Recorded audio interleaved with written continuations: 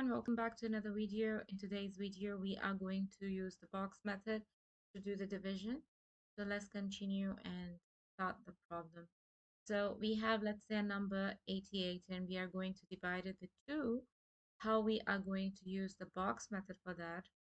So first of all, you got to draw a box like it says, it's the box method, right? And if you see, there is a box already there. We are going to divide it into two halves because it's 88.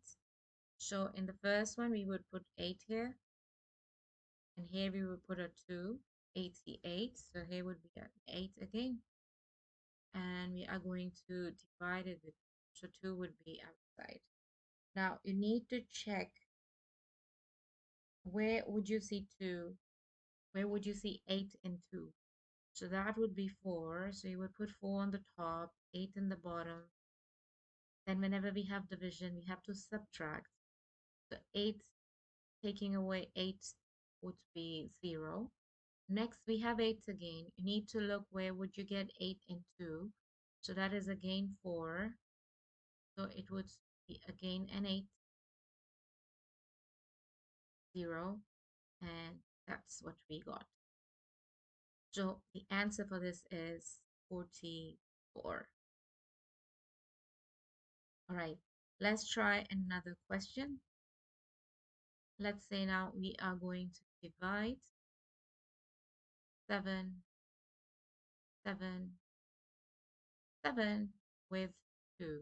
Now we have a 3-digit number. So again, what we are going to do, we are going to divide it with 2. So we would draw a box. That's the first thing. Now you see there are 3 numbers. That's why there are going to be 3 distributions in the box. First one, and then there will be another one because there are 3 numbers. Now we will put the numbers inside. So that is 7, again a 7, and a 7, and then it's going to be divided with 2. So we need to see where would we get 7 in the table of 2. We don't. So we would go for a number smaller. 2 times 3 is 6. The remainder is going to be 1. So whatever is left out would go and get added to the next number.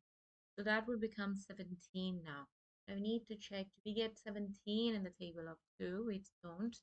So we need to look at a smaller number, which would be 16. So 2 times 8, 16. Now we will subtract again, and the remainder would still be 1. It will go and get added again. Again, there is an 8 because 17 doesn't come in the table of 2. So one number smaller would be 16, and then you see 1 again. Now, you need to check if you get 0 over here, like in the last question, you got a 0, this means the remainder is 0.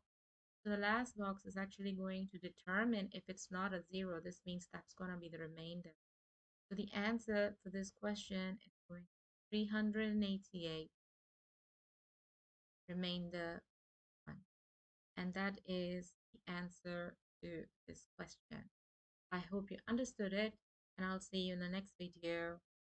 Bye.